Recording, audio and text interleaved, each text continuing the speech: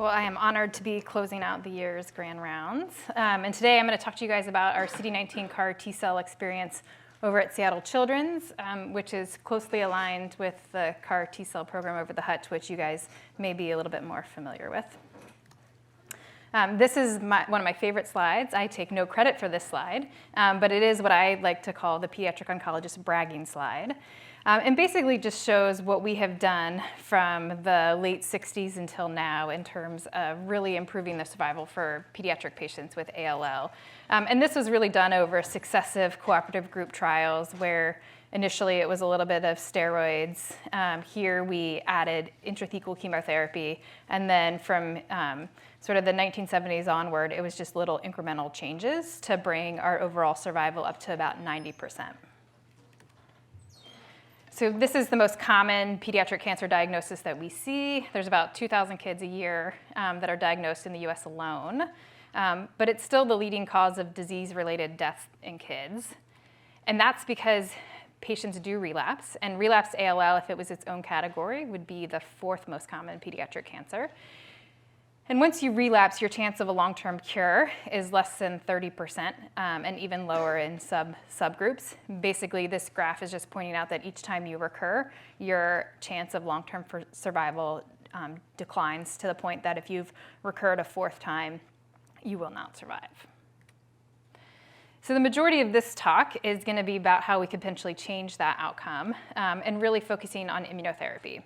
So this is a quote from a play back in the early 1900s that basically was saying, at the end of the day, the true remedy for all diseases is nature's remedy, referring to the immune system. And the end of the quote's my favorite: stimulate the phagocytes, drugs are a delusion. So I think most people in the room are probably familiar with Cooley's toxin. William Cooley was an oncologist in New York in the late 1800s, and he treated patients with sarcoma. And he had a 17-year-old patient who ended up succumbing to the disease, and that really struck him, and he thought he needed to figure out a better way to treat these patients. So he went back through many, many charts, and he found a patient who had had recurrent disease, so should have died, but did not. And what he noticed was that after the patient got a severe strep infection, the patient went into a spontaneous remission. So then he decided he would infect his next 10 patients with strep. Unfortunately, these patients died. He didn't have sustained responses, and he had difficulty actually reliably causing an infection.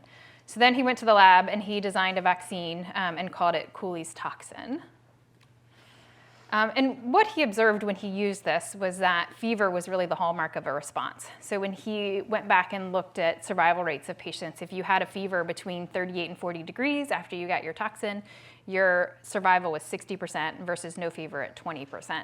So really kind of cluing in that activation of the immune system was essential for whatever was going on. And this is still an observation that occurs even now. There was a recent series in the New York Times about cancer and cancer treatment. And one of those was on a patient with AML who recurred after transplant, got sent home on hospice. And as the family thought the patient was dying, he was very sick. And then all of a sudden, each day he started getting better and better, and he never died.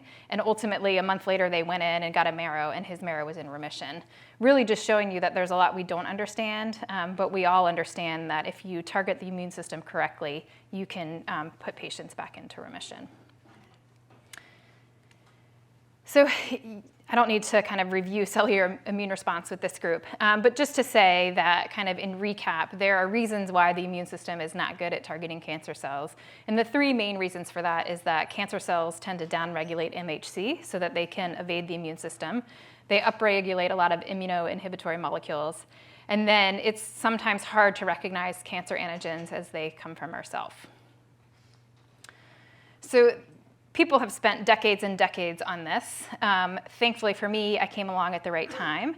And in 2013, science declared cancer immunotherapy as the breakthrough of the year. And this was referring not only to T cells, but also to checkpoint blockade. And so here on the cover is just kind of T cells on the attack. And what has really kind of moved this field forward is our ideas of adoptive immunotherapy. And in this schema, it's just kind of showing you different ways you could imagine using the immune system to recognize cancer cells. So TILs are tumor-infiltrating lymphocytes, most successfully used in melanoma, where you get a biopsy of the tumor, you extract the tumor-infiltrating lymphocytes, you grow them up and then infuse them back to the patient. Alternatively, you can genetically engineer T cells to recognize cancer cells either through a modified TCR or through using a chimeric antigen receptor, which we will obviously spend the remainder of the time talking about. And when you use this technology, you need to lymphodeplete the patient prior to infusing the T cells, basically just to create kind of a cytokine sink for the infused T cells to be in to help them proliferate and divide. So CARs have really come to the forefront of us enabling T-cell targeted therapy. And the reason is kind of several-fold. One, basically any surface antigen that you have an antibody against, you can use a CAR for. It doesn't require MHC. And you basically, what you're doing is you're taking the scFv of an antibody and attaching it to the T-cell receptor, and then you've redirected your T-cell to whatever protein you are targeting. And the way I think about CAR constructs is they have three variables that are very important, and then the kind of fourth variable is how you get that new gene into the cell. So the antibody is the first variable. You can have murine antibodies, you can have humanized antibodies, you can have fully human antibodies.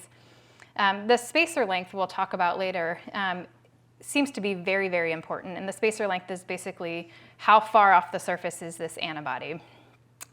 There's the intracellular signaling molecules, so first generation CARs that came out in the 90s just had CD3 zeta stimulation. It turns out that's probably not enough. So second generation CARs came along with varying co-stimulatory. CD28 and 41BB have been the big ones. And then there's now third and fourth generation CARs where you have multiple signaling domains in parallel. And then the method of gene integration predominantly has been retroviruses and lentiviruses. And then for some CAR constructs, if you want them to be short-lived, people have used mRNA. So the other important thing about CAR therapy is what your target's going to be, with the goal that you want it to be tumor-specific and have very little in the way of off-target toxicity. So CD19 is a very nice target. It's expressed sort of early in B-cell development. The majority of pediatric pre-B ALL has CD19 present. It's on the putative leukemic stem cell. And then the only other cells that it's truly expressed on are your B cells, and you can get rid of B cells and get IVIG and still maintain a healthy life. So CD19 has kind of come to the forefront in CAR therapy. We initiated our CAR therapy program at Children's back in 2012 with a protocol called PLAT-01. It's Pediatric Leukemia Adoptive Therapy. And this was the CAR construct that we used in our first trial. It uses FMC63 as the CD19 antibody. The spacer domain is IgG4, and this is considered a long spacer domain. And then the co-stimulation was with CD28. The other novelty of our construct was that with the use of a T2A element, we also co-expressed a truncated version of EGFR. And the point of doing that was, one, it's an easy marker of transduction. You can see which of your cells are expressing the CAR. You can do an enrichment by selecting with beads, and you can also use it as a suicide mechanism. And the reason we can do all of this is because the truncated version of EGFR still maintains the binding site to cetuximab, which is a readily available antibody. And so you can biotinylate your flow, you can use it with Clinimax for bead selection, and then theoretically, this would actually serve as a suicide mechanism if you gave cetuximab. Now, we have never done that clinically, but in a mouse model, it works, so clearly it would work in humans. For the trial, the way it worked was any patient who had a prognosis of less than 20% was eligible, so any patient with more than one relapse, any patient who had a relapse and did not go into remission with reinduction therapy, and any primary refractory patient. We drew about 200 mils of blood from the patients, took that to our therapeutic cell processing core, which is located downtown. And in the meantime, we would give the patient bridging chemotherapy. We then would have them come back once their T-cell product was generated. We would give them cyclophosphamide and then follow that with their T-cell infusion. So the first two patients we did, we got very excited.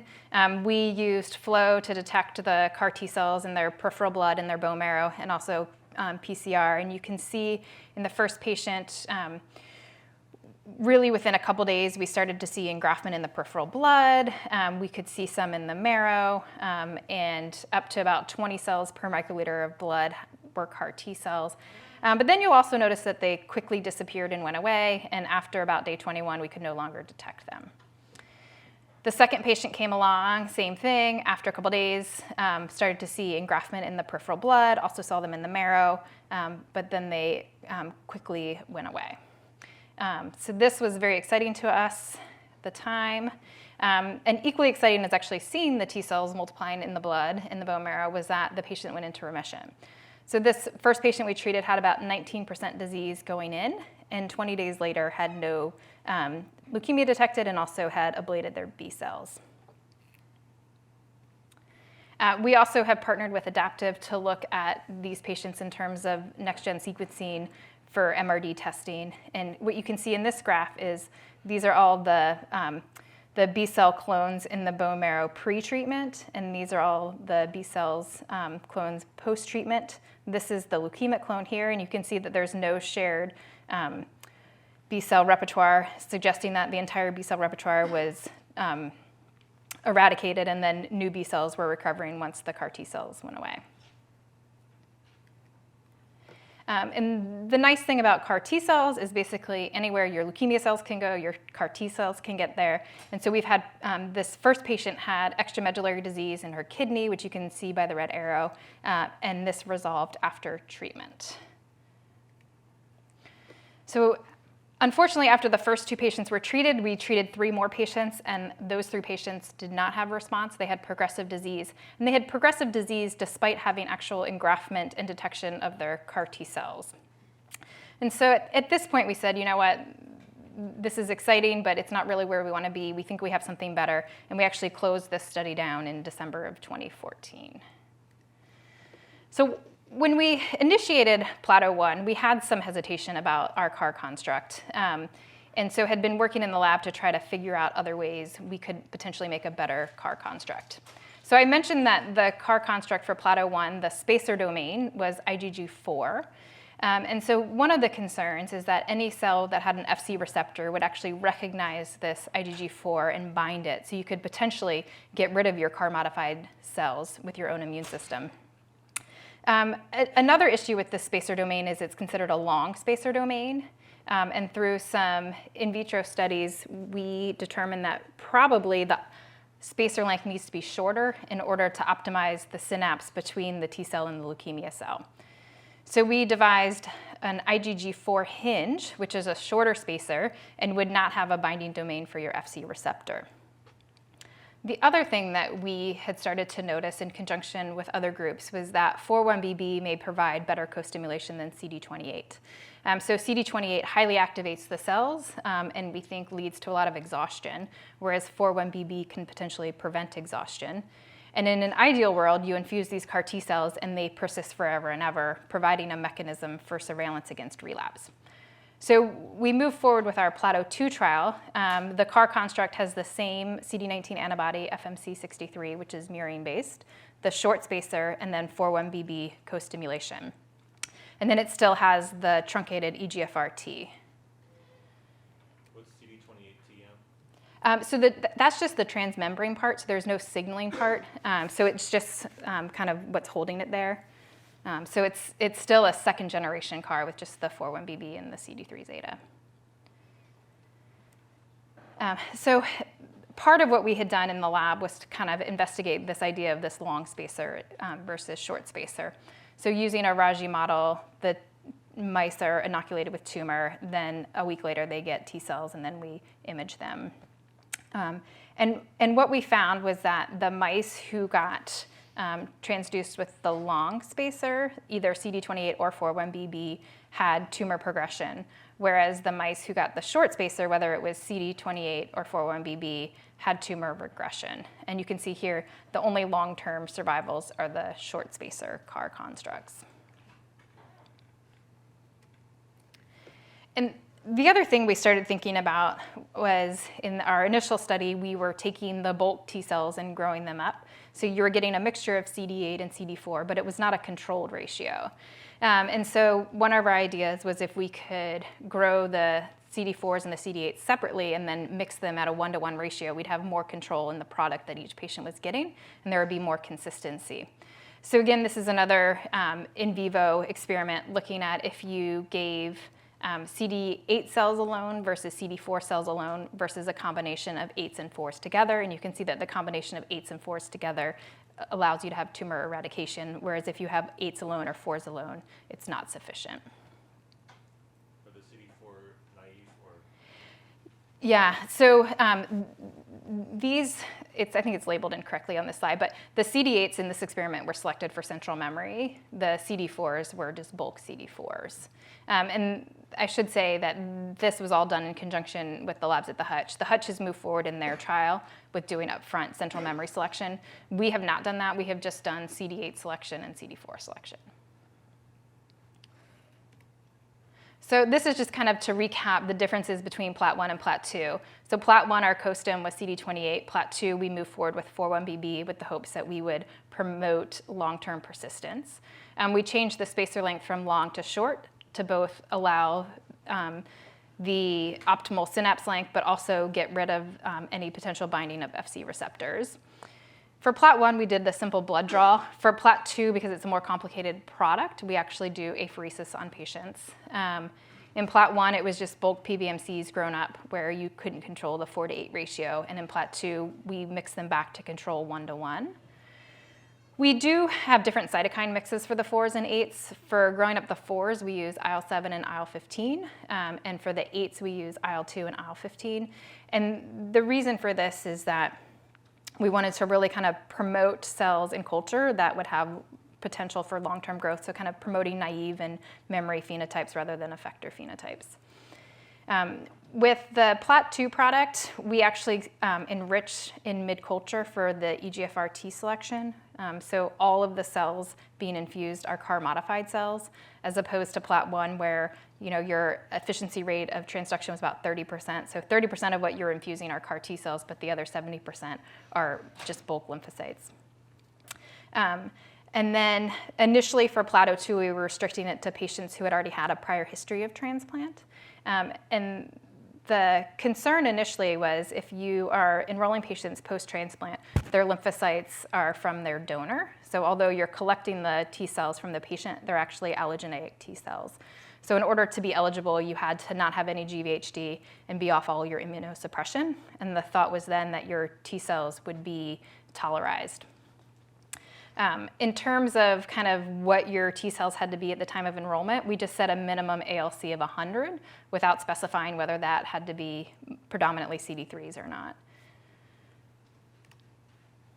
And so just before we kind of got started, we did kind of another mouse experiment looking at the sort of Plat1 product versus the Plat2 product versus some in between. And you can see that the Plat2 product in blue performs superiorly in vivo. So here's the outline of the trial. Patients were eligible to enroll. We collected their apheresis. We would manufacture their T cells. Over here is how we manufacture the T cell. So we get the apheresis product. We do an upfront CD4 and CD8 selection on the Clinimax. We stimulate them on CD3, CD28 beads with the different mixes of cytokines. They get transduced with the lentivirus, and then they undergo a mid-culture selection for EGFR-T enrichment, and then we reinfuse them at the bedside as a CD8 product and a CD4 product.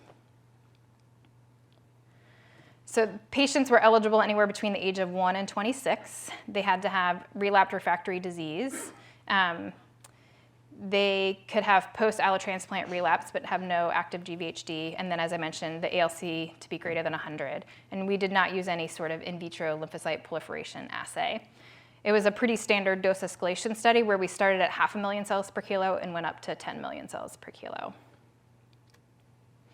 So overall, in terms of what we've been able to collect from patients, we have manufactured 44 out of 45 attempts at collection or at manufacturing. There was one patient who initially was collected and was unable to have a successful product made. That person, 3 months later, underwent a second collection and was able to have a successful product. 2 of the patients that we collected and made products on died of disease prior to their infusion. 17 of them were autologous, 27 were post-allo, and the ALC ranged from 140 to just over 4,000. and doesn't appear to impact our ability to make the product or for the product's efficacy in vivo.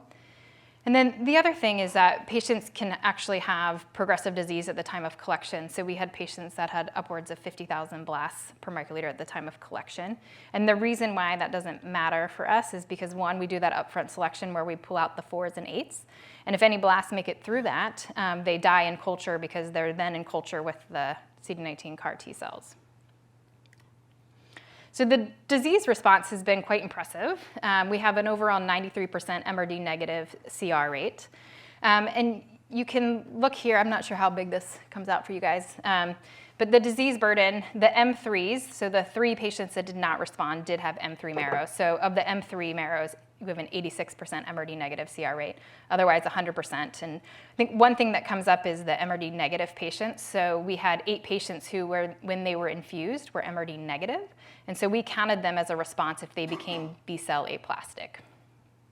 The dose did not really seem to impact our ability to make the products or to put patients into remission.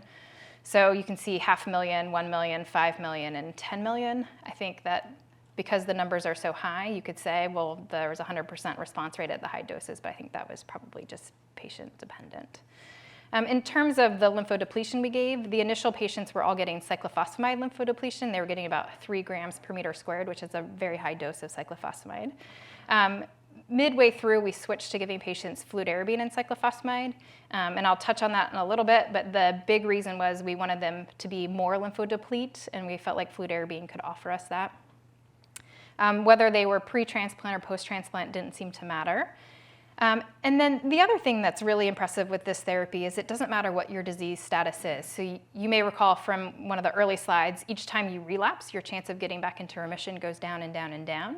And with this, it didn't really matter if you were refractory, if this was your first, second, or third or greater relapse, your chance of responding was equivalent.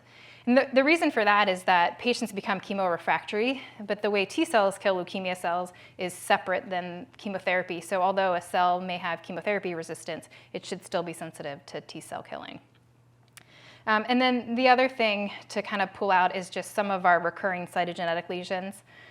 There has been suspicion that patients who are Ph positive may not respond to CAR therapy because there has been concern that their leukemic stem cell is CD19 negative. We have had 2 patients who have responded to CAR therapy. One of those patients went on to a transplant. The other patient actually recurred, but still had CD19 positive disease and was retreated and went back into remission. We've had a number of Ph-like patients who have gone into remission. The interesting thing, and this is probably just numbers, so there's probably not much to make of this, but there were 4 patients who had IAMP21 as their driver, and 2 of the 4 patients with IAMP21 did not respond, and that's 2 of the 3 patients who were non-responders had IAMP21. And then we've had 5 patients with MLL, and they have all responded. So again, we follow these patients in their peripheral blood, bone marrow, and their CSF to see if we can detect their CAR T cells. And this is just the first 3 patients. The first patient, we were very excited, 16% in their peripheral blood. The second patient came along, and we were really wowed by the fact that 94% of all of their circulating T cells were CAR positive T cells. And then the other thing that was really kind of remarkable was what we could find in the CSF. And so the patients, we were checking their spinal fluid. Their white count may or may not have been elevated, but reliably we can see large amounts of CAR-positive cells in their CSF. And one of the questions we've had are there things that influence the magnitude and the duration of persistence of these CAR-positive cells in vivo? And so we've looked, does dose level matter? If you give them more cells, does that help out? It does not appear that it does. Another question we had was, if you have more disease burden, does that make a difference? And although it makes some difference, it's not entirely clean. So then we went and said, well, there are some of these patients who have low disease burden but seem to have really enhanced engraftment. And it turns out that if you look at total CD19 antigen, so not only their malignant cells but also their normal B cells, that really seems to impact it. So the more CD19 positive cells you have, the better engraftment you have. And then here again, it's just kind of looking at what their peak percent of CAR T cells were. And you can see in the patients who had more than 15% antigen burden, the average was about 65 to 70%. And much like Cooley, fever is definitely the hallmark of response. So this is just a couple patients from Plot 1 and from Plot 2, and shows you that several days after they get their CAR T cells, they spike fevers and they spike high. So they usually spike somewhere between 40 and 42 degrees, and their fevers last for between 2 and 5 days, and then resolve.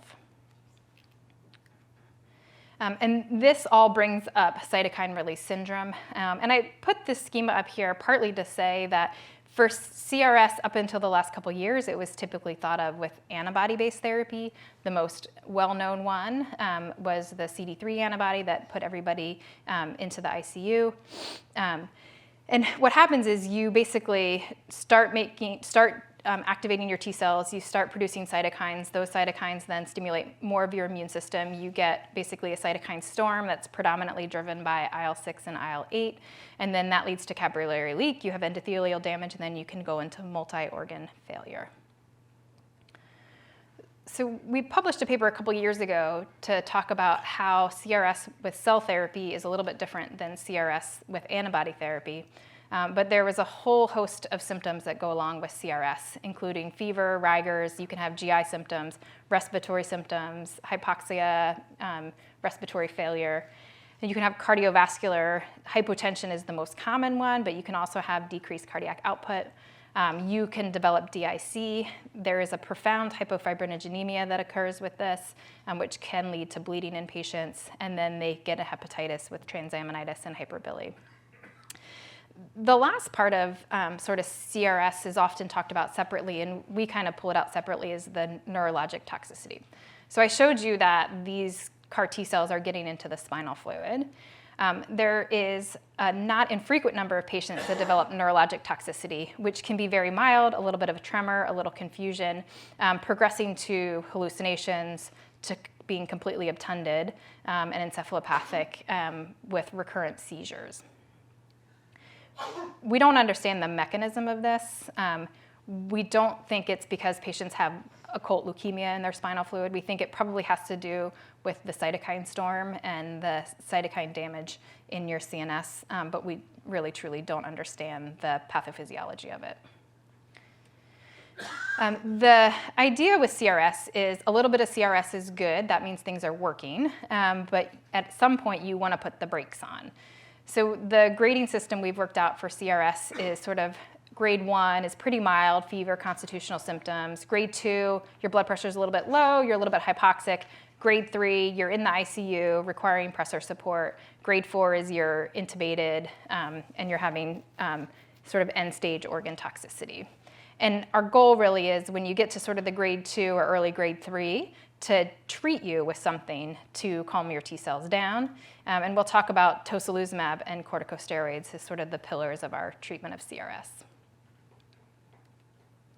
So tocilizumab is a medication that was developed for rheumatologists to use predominantly in juvenile idiopathic arthritis. It binds to your IL-6 receptor, so it blocks the activity of IL-6. In our patients with CAR T cells, the predominant cytokine that's elevated is IL-6. So by blocking the IL-6 receptor, you block the activity of your IL-6. Now, IL-6 is cleared through binding the IL-6 receptor. So when you administer TOCI, you paradoxically see patients' IL-6 go up, which also makes their CRP rise. There has been talk about using ciltacabtagene, something like that, which directly blocks IL-6. We have not yet used that, and we have stuck with tocilizumab. So this is just to sort of diagram what happens in these patients with their CRS. So this was the first patient. You can see here is his temperature curve. About day 5, starts to spike, gets up into the 40s, stays febrile for several days, and then starts to defervesce. At the same time, his blood pressure is dropping. His CRP is elevated. We measure a little bit differently over at Children's than here, so it's 20, which would be high, as our normal is less than 0.2. And then you can see his lymphocyte count had sort of been rock bottom here, and this was kind of post-chemo before the T cell started to engraft. And then he has a huge lymphocyte burst up to 2,000. And right about that time, he developed some neurotoxicity, which really for him consisted of tremor and hallucinations and disorientation, which then self-resolved.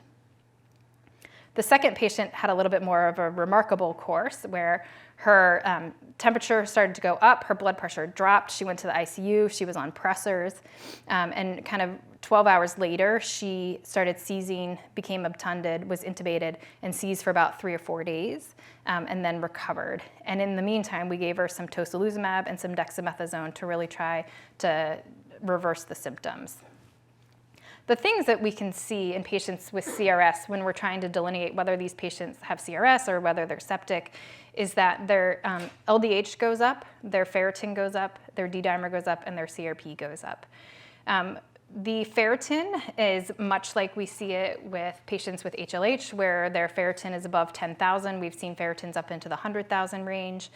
Their LDHs will literally double and triple and quadruple overnight. But the interesting thing is we don't see any changes to their uric acid.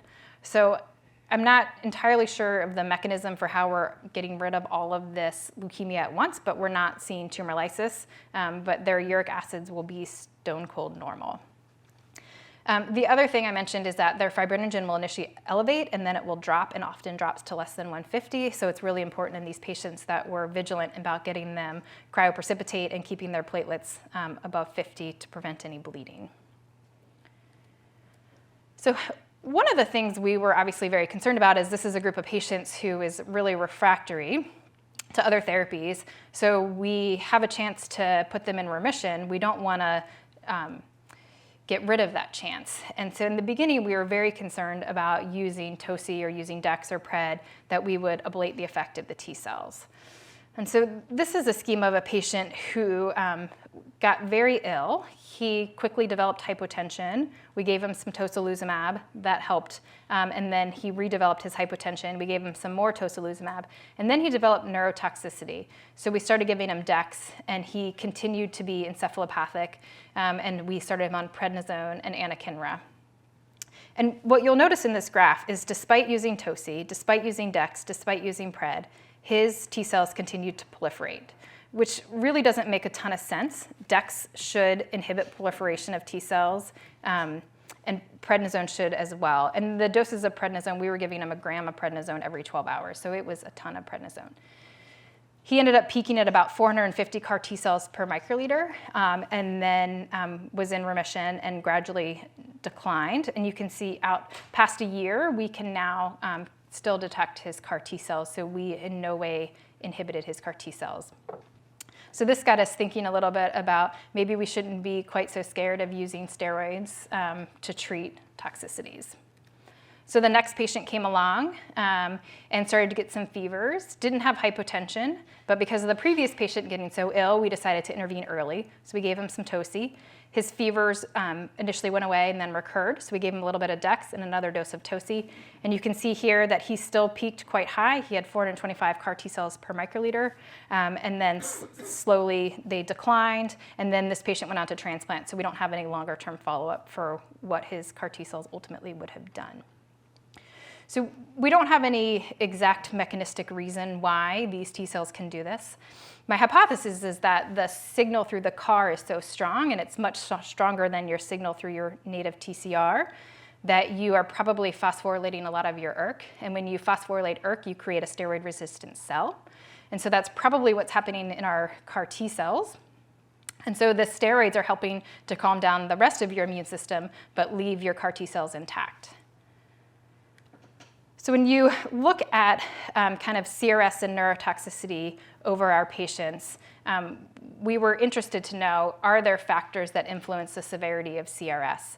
Other groups have reported that disease burden correlates with CRS, so the higher disease burden you have, the higher rates of severe CRS you have.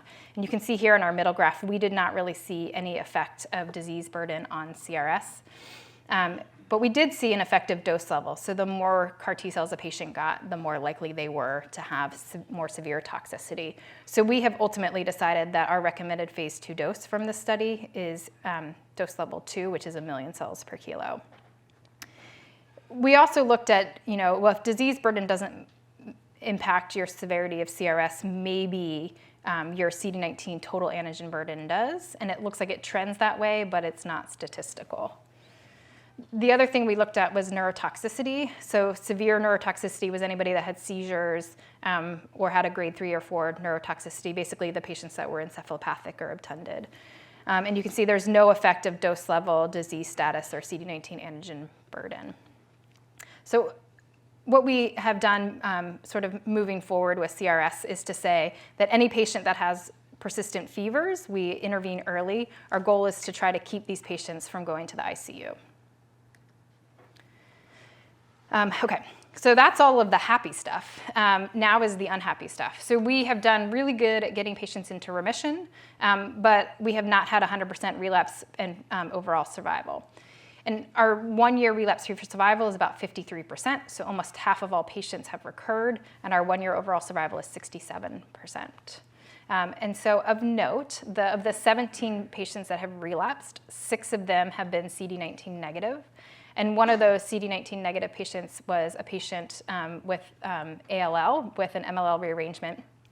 And that patient switched to AML 1 month after CAR T-cell infusion. So they got rid of their ALL, but progressed with AML. So there is still a lot that we need to figure out about what we can do to ensure that patients go into remission and stay in remission. So one of the things we've really been interested in is the sort of persistence of these CAR T cells. Why do some patients have persistence of CAR T cells and other patients, they go away more quickly? So we have some patients that you can see here in the survival curve that have ongoing B-cell aplasia up through almost 2 years now.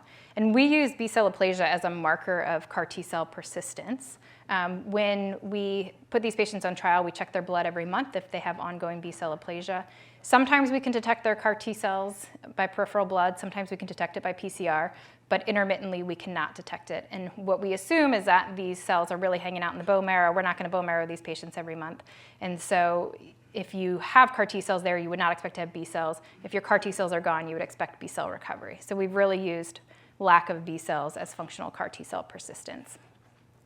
And you can see here that patients who had sort of this high CD19 antigen burden are more likely to have persistence of their CAR T-cells long term than if you have a low antigen burden, suggesting that really that expansion may influence your persistence.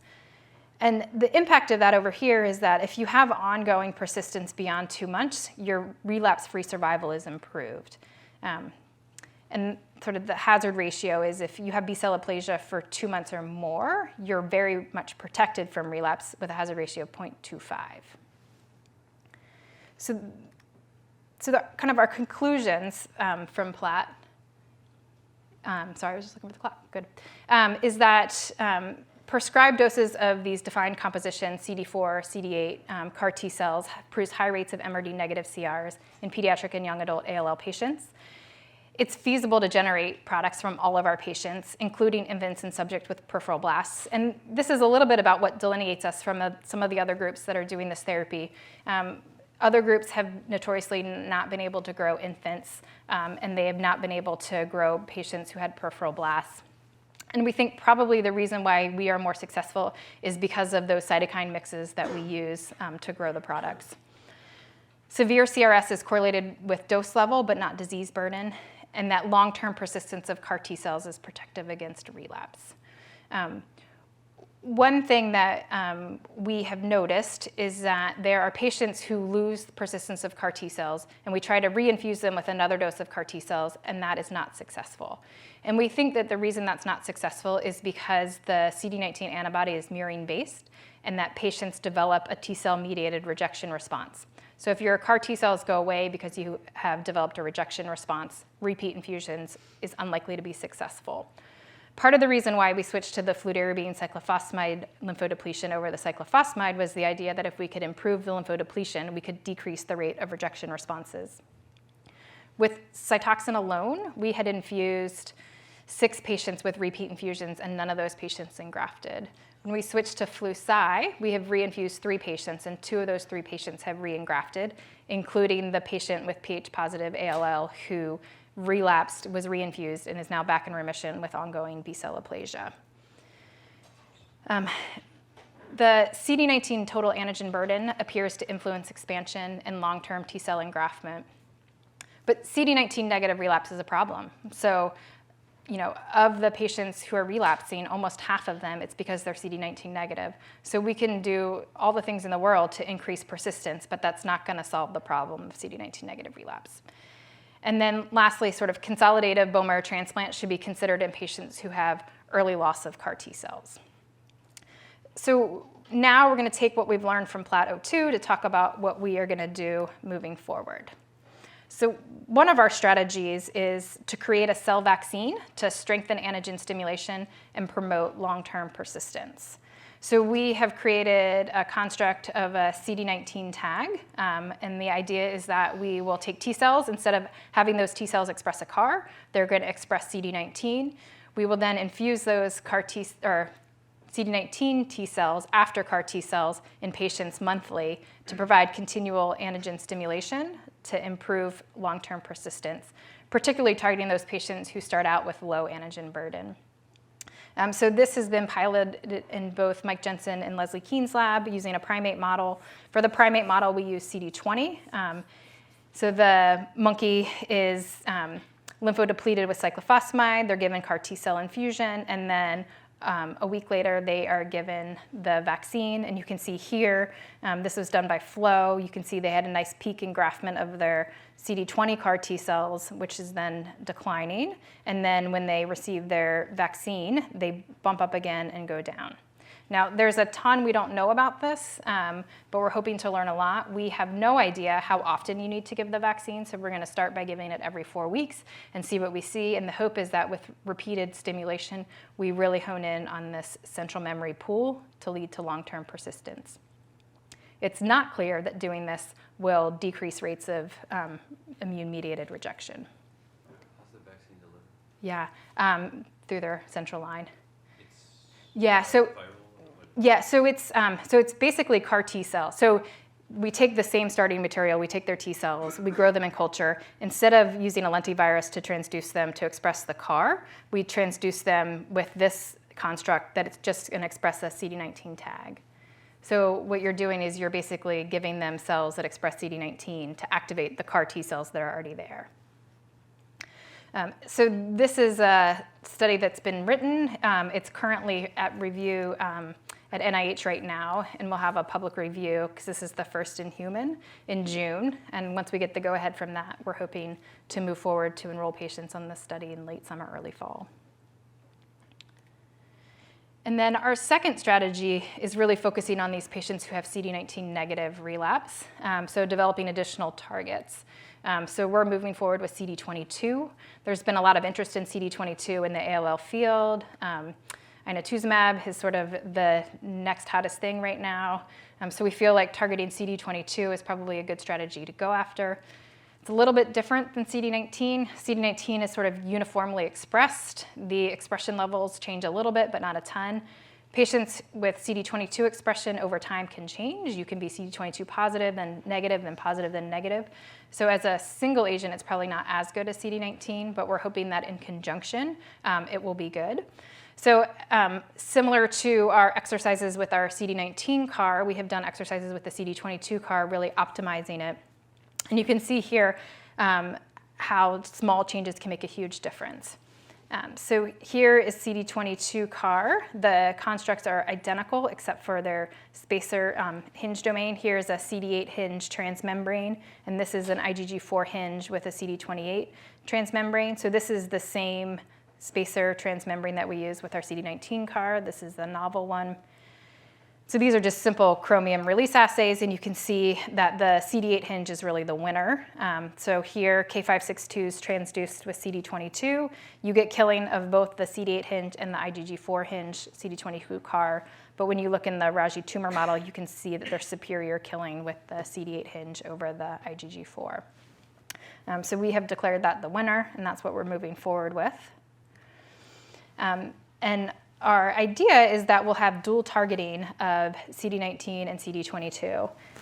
So here you can see with dual transduction, If you just transduce with CD22 CAR, you express that. If you transduce with CD19, you express that. And if you do a dual transduction, you get a small population of cells that has both 19 and 22, and then you get distinct populations that are 22 and 19 specific. And down here, here's just some chromium release assays looking at killing a CD19 CAR, CD22 CAR, bispecific CAR, where it's all in the same vector, where you have CD19 and then CD22 CAR expression. And then lastly, dual transduction, so separate transduction of the same cells to express a CD19 and a CD22 CAR. And what we found is that if you look at the Raji parenteral line, you have killing with the CD19 CAR, and you have killing with the CD19 dual transduced CD22 CAR. A little bit less killing with the CD22 CAR, but you see no killing with the 19x22 bispecific CAR. And so, we don't understand mechanistically exactly why that is, but it seems very important to do dual transduction rather than a bispecific CAR. So we are moving forward with this and hope to have this clinical trial, not trail, coming in July of 2017. And I think ultimately, if we see some promising results from the vaccine, when this trial starts, we'll do 19 and 22 CARs followed by vaccination with the hope that we can really decrease the amount of relapse from lost persistence and from antigen escape. All right, I think that was pretty good. So there's a huge group of people to thank in all of this. Mike Jensen has really been the man behind all of the CAR constructs in preclinical development. Julie Park has been my clinical mentor who helped me get these trials up and running, and then the whole team at TCPC making these T cells, and the clinical research team, as well as all the funding.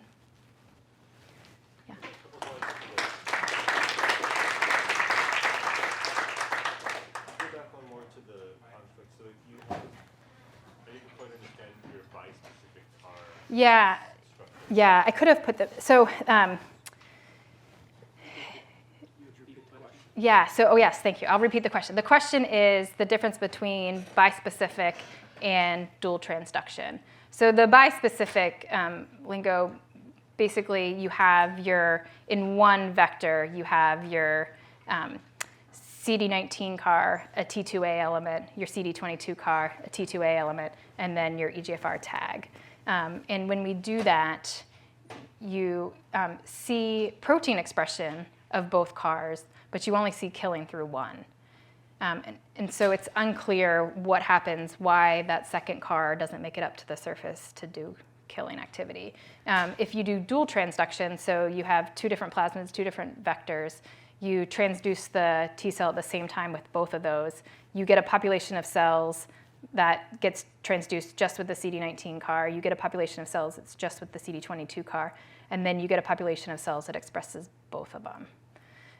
And that seems to work. So here in the Raji parenteral, obviously it's going to express 19 and 22. So you can't tell which one it's killing through.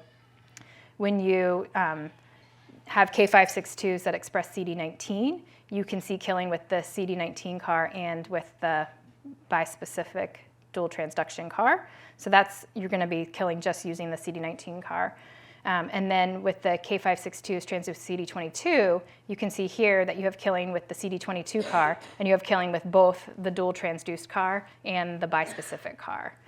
So for whatever reason, when you put them all in that same construct, the 22 CAR still works, but the 19 CAR doesn't.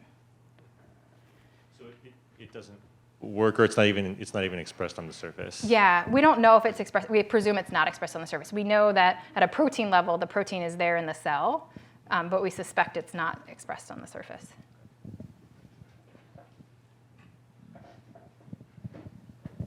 So I think you mentioned in passing that the antibody component, at least of the CD19 CAR, is murine in origin. You get an immune response. Can these be built with humanized antibodies? Yeah, so they can be built with humanized antibodies, and that's where the field is going. Currently, UPenn has an open humanized CD19 CAR trial for patients who have previously been treated with CD19 CARs. So we've sent a couple of our patients there. I think, people here are actively working on having a humanized construct. And our CD22 construct is fully humanized, so hopefully we'll avoid that then.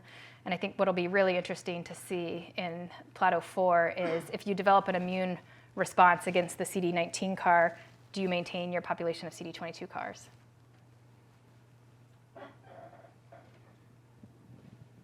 Very interesting talk. I thought in one of your earlier slides, it looked like the CD4 background did better than the CD8 background. Okay. And quite intriguing. What's your thought? Are you making CD4 cytotoxic cells, or are they CD4 helper cells? Yeah. What's going on there? Yeah. So the question, which I'm not going to have an answer for, is in relation to this sort of preclinical mouse model slide, where the mice got CD4 cells that were transduced through a CAR, and they had improved activity in vivo versus the CD8 CAR. I don't know how to explain that. Clearly, it was reproducible in those mice. Are they perforin or gamma expressing, like they might be CD4 cytotoxic cells, which have been described in viral and now a few other autoimmune diseases? Yeah. I don't know if they were interrogated to see or not. In the clinical realm, we have had one patient recently who had just CD4 products grow, and I said that I wouldn't infuse them because I didn't think that it would be efficacious. I do have another quick question before I pass this on. Yeah. Any autoimmune disease that you've seen in these folks? Yeah, we have not seen any autoimmune disease in these patients. I got a different mic. Great talk. So the CD19 negative relapse patients, do they ever get chemotherapy? And if so, is it possible that they could have a differential sensitivity, like get resensitized? Have you looked at that? So the question is about the CD19 negative relapse patients and what happens to them. It hasn't been reported very well at this point what happens to them. I'm just kind of trying to think individually through our kids. We have a couple kids with CD19 negative relapse who went on to get CD22 CAR therapy at NCI, which was effective. We had a patient who got inotuzumab, which was effective. We have a patient who initially got treated on the CHOP trial and was CD19 negative and had been very chemo refractory previously and is now a year and a half out on maintenance chemotherapy and continues to be in remission, and I don't know how. N of 1, yes. Yeah, right. Like So well, it it's just seems like possible. it's naively, you could take a fitness hit, if you knock out CD19. So yeah. And there was a paper that came out about the CD19 negative relapses from the UPenn group a couple of months ago, and the CD19 quote negative relapses, some of them are splice site variants, so they actually still have expression of CD19, but all of our antibodies that bind CD19 no longer can bind the splice variant. And then there's some that have exon 2 mutations where they really are CD19 absent. So I really enjoyed your talk. When you do TCR transgenic mouse adoptive transfers, I realize you're looking for a therapeutic effect, so you give a lot of cells, but we see the greatest expansion when you give actually very few, and then they expand tremendously. So in terms of long-term engraftment, I don't really know how that would fit, but I was wondering what you would think of giving fewer cells, having a slower onset and maybe a higher expansion at the end. Yeah. So I don't have to repeat the question because you had a microphone, right? That's good.